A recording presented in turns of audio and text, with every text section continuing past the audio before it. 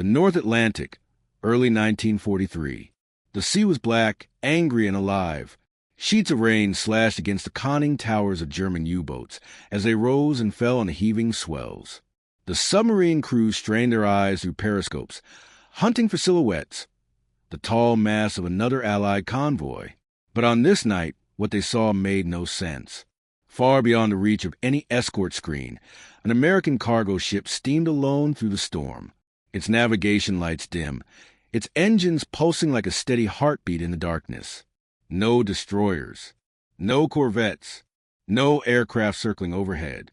Just one ship, defiant and exposed, cutting through waters that had swallowed hundreds before it.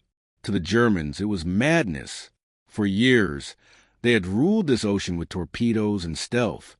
Convoy tactics had been the Allies' lifeline, a floating fortress of steel and coordination that denied U-boats easy kills. Now, suddenly, single merchant ships were venturing into the open Atlantic, miles apart, without the shield of escorts.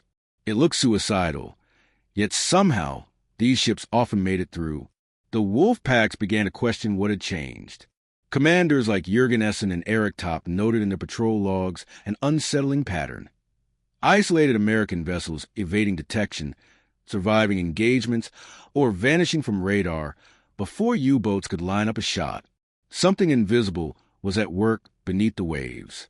Just a year earlier, the Battle of the Atlantic had been a desperate struggle. The Allies had lost over 1,000 merchant ships in 1942 alone. Britain was starving. Oil, food, and ammunition dwindled. Every convoy that left New York or Halifax carried not only cargo, but the hope of survival. German U-boats prowled in wolf packs, coordinated by Admiral Karl Donitz, who believed that the sea could strangle nations faster than any bomb.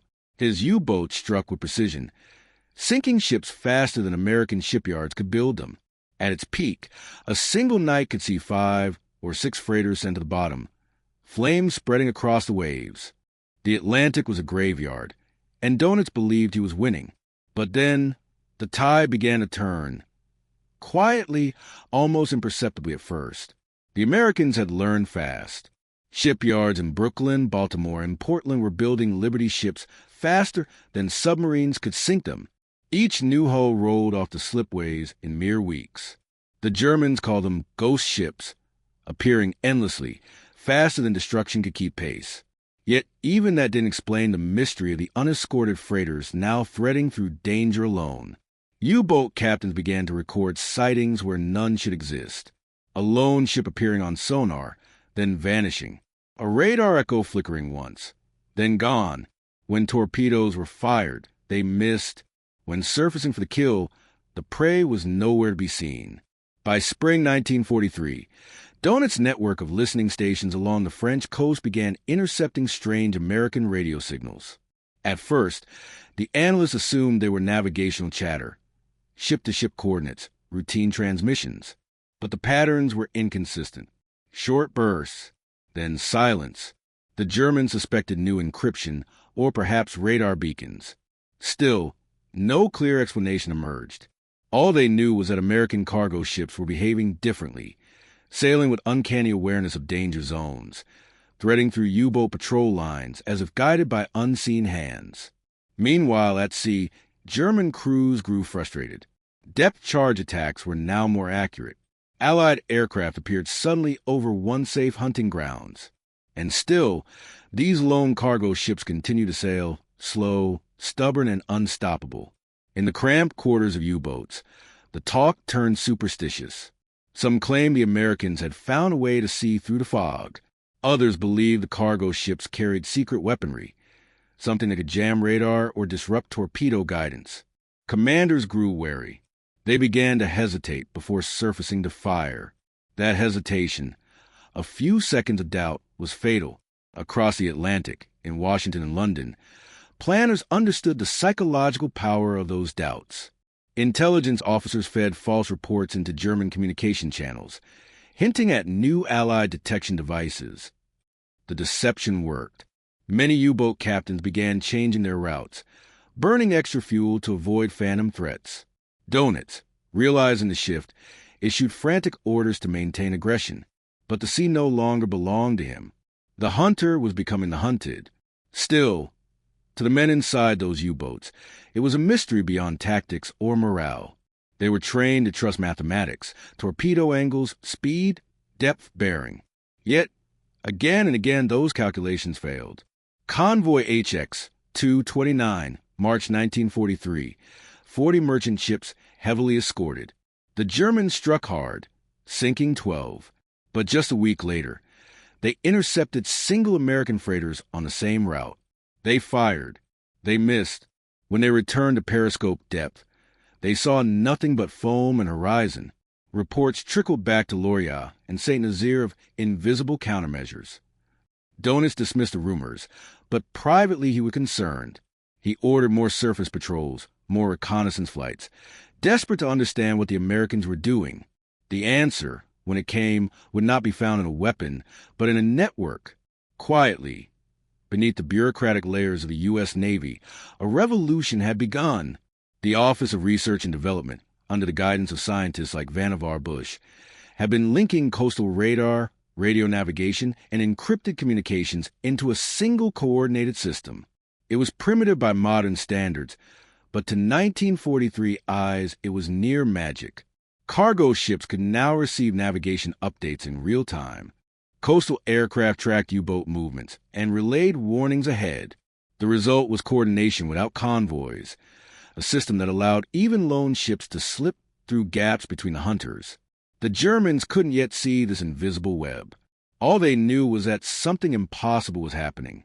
In late spring, a U-boat captain recorded a strange note in his log. The Americans moved as if guided by the sea itself. He wasn't wrong. The Atlantic had become wired, not by cables, but by frequencies, mathematics, and human ingenuity. For the first time in the war, the United States had begun to master the art of information at sea, and those solitary cargo ships, plowing steadily through the storm, were the visible proof. By mid-1943, the Atlantic's balance of fear had shifted. U-boats were dying faster than they could be built. Allied factories outproduced them. Allied scientists outthought them, and Allied sailors outlasted them. Yet, deep beneath the waves, German commanders still wondered, how could a merchant vessel, unarmed and alone, pass untouched through a sea of predators? The question gnawed at them, filling the long, cold hours between patrols. They would soon learn that the answer wasn't steel or gunpowder. It was something far more elusive and far more deadly. The ocean would reveal that secret soon enough. The secret that baffled Germany's U-boat captains was born not on the waves, but in laboratories, workshops, and windowless offices filled with engineers who never saw the sea. In the early months of 1942, as convoys burned and Allied tonnage sank at record rates, American scientists and naval officers convened under a new directive to fuse intelligent electronics and industrial scale into one system. What emerged was something no Navy had possessed before, a vast, interconnected network of communication and detection, centered on high-frequency direction finding and coastal radar synchronization. It wasn't glamorous, and it didn't roar like an engine, but it changed everything. At its heart was a technology known as HF/DF, high-frequency direction finding, or simply HFDUF. Using a rotating antenna array mounted on merchant ships and shore stations, it could pinpoint the origin of a U-boat's transmission within seconds. The device looked ordinary, a circle of metal rods atop the wheelhouse, but its power was extraordinary. Whenever a German submarine surfaced to radio its position or coordinate an attack, the signal betrayed it. Operators thousands of miles apart triangulated the source, plotting bearings on translucent charts. In Washington, analysts mapped the ocean with pins and strings, marking invisible lines of danger and opportunity. For the first time, the Allies could see the U-boats long before they saw their prey. This intelligence was quietly fed to the merchant fleet through encrypted broadcasts. American ships no longer needed escorts to feel protected. They were part of an unseen convoy, guided by information instead of guns.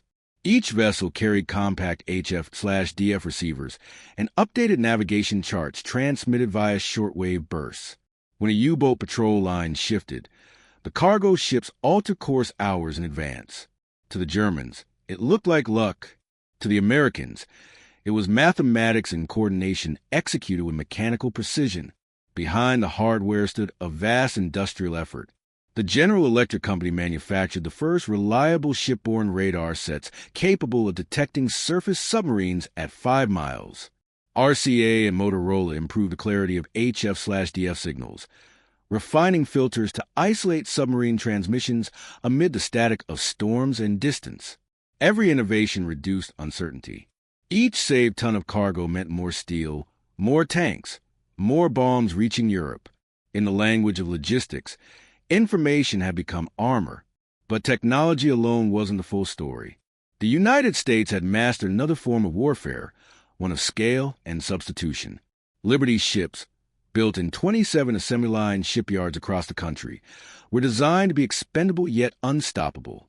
A Liberty ship could be built in 42 days, some in less than 3 weeks. Welding replaced riveting, engines were standardized, and parts were interchangeable. If one ship fell, another rose to replace it before the wreck cooled on the seabed. The Germans had designed their U-boat campaign to star the Allies by sinking faster than America could build. Instead, America built faster than Germany could sink. To the men aboard U-boats, it felt like chasing shadows. They would intercept a single freighter's radio bearing, set an ambush, and wait. But when they surfaced, the ship was gone, having veered off course hours earlier under radio instruction. When torpedoes did strike, rescue vessels seemed to appear out of nowhere, guided by triangulated distress signals. Even the ocean itself had turned against them. The Atlantic, once the hunter's domain, now whispered secrets to the enemy. The turning point came in May 1943, known among historians as Black May. In that month alone, Germany lost 41 submarines. The cause was not a single weapon or battle, but the culmination of unseen connections. Allied aircraft equipped with centimetric radar, developed under the British Tizard mission, patrolled far out to sea. Escort carriers, guided by HF/DF intelligence, appeared at precise locations where U-boats surfaced to recharge batteries. The coordination was uncanny. American captains now sailed without escort not because they were unprotected, but because their protection was invisible and instantaneous. If a submarine surfaced within range, aircraft from bases in Newfoundland or Iceland would be on top of it within hours. It was a net without visible threads. German reports from the period describe growing paranoia within the Kriegsmarine. Crews believed the Allies had discovered a new type of sonar or magnetic field detector. Donitz ordered radio silence among his wolf packs to reduce the effectiveness of direction finding. But silence came at a cost. Without communication, coordination collapsed. The wolf pack, once the deadliest tactic in naval warfare, began to devour itself. Submarines roamed independently, blind and disconnected. The advantage had reversed. Isolation now belonged to hunters. One operation in particular demonstrated this new paradigm. On June 10, 1943, the Liberty ship SS James Egan Lane departed Halifax alone, bound for Liverpool. U-boat command detected the transmission of its departure through signals intelligence and positioned U-91 along its projected route. For 2 days, the submarine stalked its quarry through dense fog. Then, just before midnight, radar picked up a faint echo, a patrol aircraft from Iceland, arriving exactly where the freighter's last transmission had been intercepted. The U-boat Dove, barely evading a string of depth charges that detonated overhead. When it resurfaced, the cargo ship was gone, its course changed by encrypted order. The commander's log that night recorded his disbelief. They know where we are before we speak. Meanwhile, American engineers continued refining the tools of invisibility. The National Bureau of Standards developed LORAN, long-range navigation, a system of synchronized radio pulses that allowed ships to determine their position within a few hundred yards, even in total darkness. By late 1943, nearly 70% of American merchant vessels in the North Atlantic were equipped with it. LORAN meant independence. No longer did a freighter need to follow a convoy to maintain safety. It could navigate precisely, follow optimized routes, and avoid known danger zones identified by decoded U-boat traffic. The sea lanes began to shift, dynamic and unpredictable. What had been a battlefield of patterns became a chaos the Germans could not chart. Every piece of this puzzle reflected collaboration: scientists, machinists, sailors, and radio operators. The men who welded Liberty's ships in the Kaiser's shipyards of Richmond, California, built more than hulls. They built time. Every new ship gave the network room to function. Every radar set tuned by a technician in New Jersey bought another day of safety for men crossing the Atlantic. Victory was no longer measured only in guns fired, but in signals intercepted, in bearings plotted, in lives saved through geometry and code. And yet, for the Germans, the horror was not merely material. It was existential. Their prey had ceased behaving like prey. The lone American freighter on the horizon no longer meant vulnerability, but deception. The sea's oldest rule, that isolation was death, had been broken. What unnerved them most was that they could not adapt. Their submarines were mechanical marvels of engineering, but they lacked the one weapon America had perfected: integration. Each U-boat fought as a solitary predator. Each Liberty ship sailed as part of a living organism, a digital convoy of minds and machines linked by radio waves and trust. By summer's end, Donuts admitted in private that the U-boat arm faced technological annihilation. Orders came to retreat from the North Atlantic and focus on the coastal waters near Europe. But the damage was irreversible. The ocean had become transparent, and every whisper on the radio now betrayed the hunters themselves.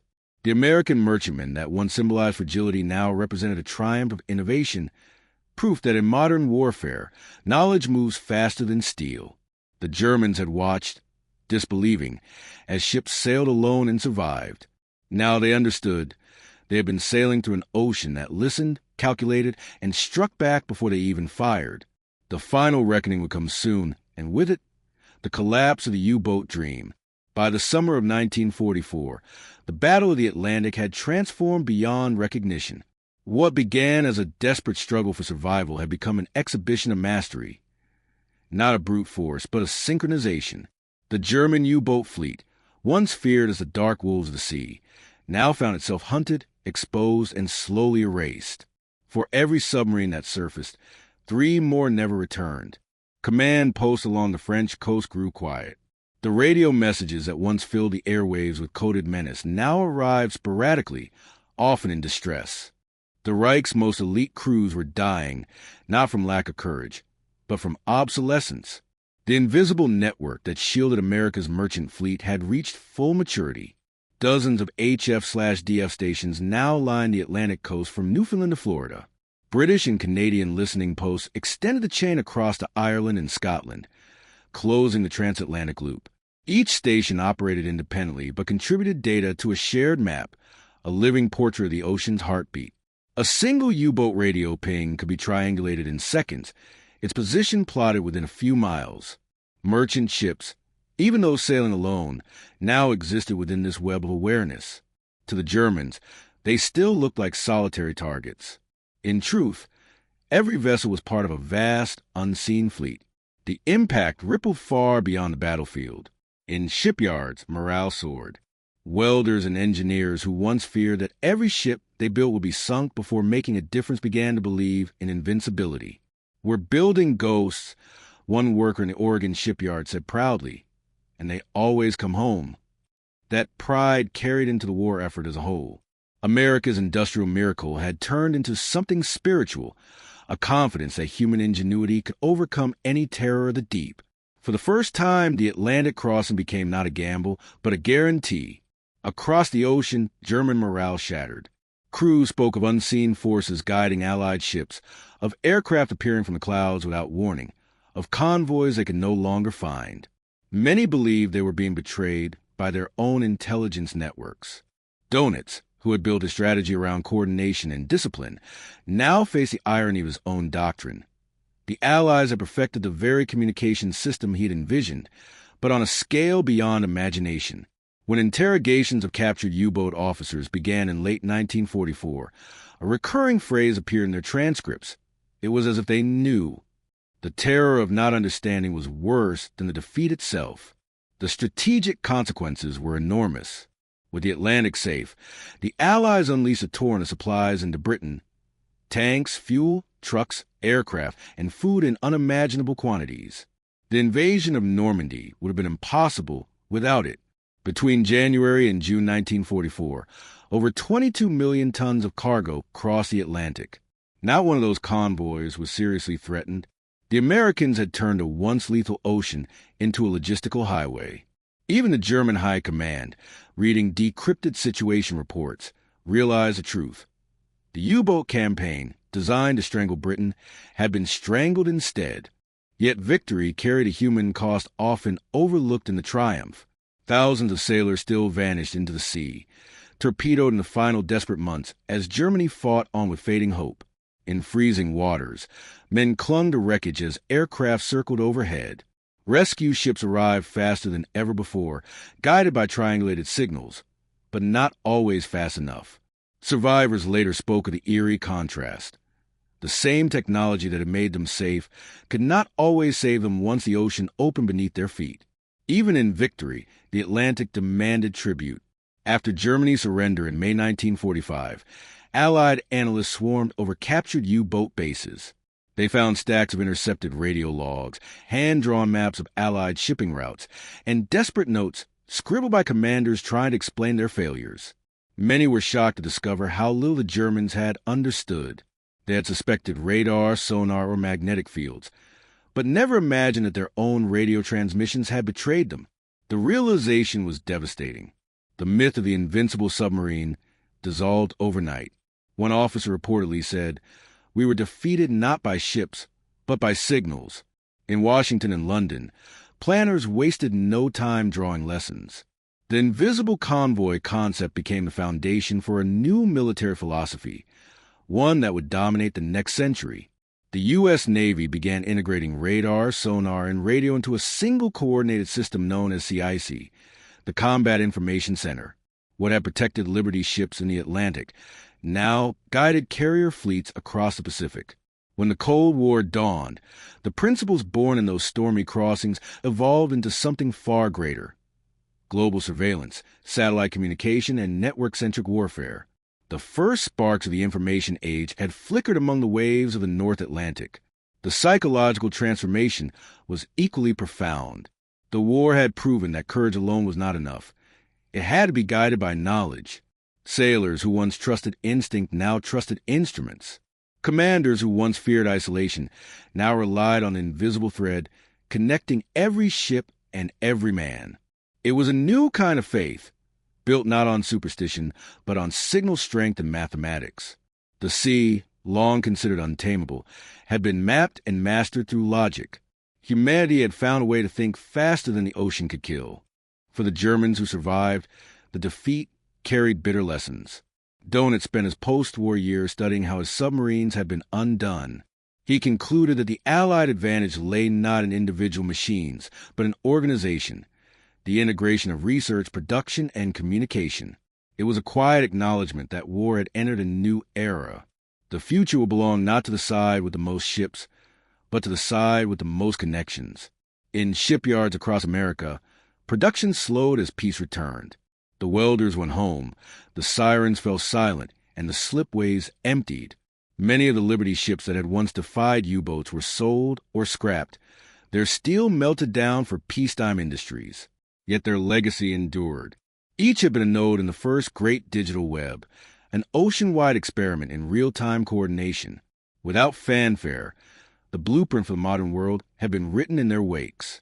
In the decade that followed, every satellite orbiting Earth, every guided missile, every GPS signal, carried the DNA of that wartime revelation. The victory in the Atlantic had shown that the battlefield was no longer confined to geography. It extended into information, perception, and speed. The U-boats had prowled the physical ocean. The Americans had conquered the invisible one. As for those lone cargo ships that once baffled the enemy, they became legends among sailors. Men remembered them as symbols of defiance, the quiet giants that crossed the world without fear. No escorts, no convoys, just a steady rhythm of engines against the storm. They represented something larger than war, the belief that knowledge, shared and trusted, could outlive chaos. The Atlantic was no longer a graveyard. It had become proof that even in humanity's darkest hour, reason could prevail over terror. The sea is silent now, but its lessons remain. Strength is fleeting. Connection endures. The invisible convoy sails still, across airwaves, across networks, across every system built to link minds faster than fear can divide them. And for those who remember the night when German U-boat commanders first saw American cargo ships sailing alone and surviving, the message was eternal. In war, as in life, the greatest power is not seen, it is understood.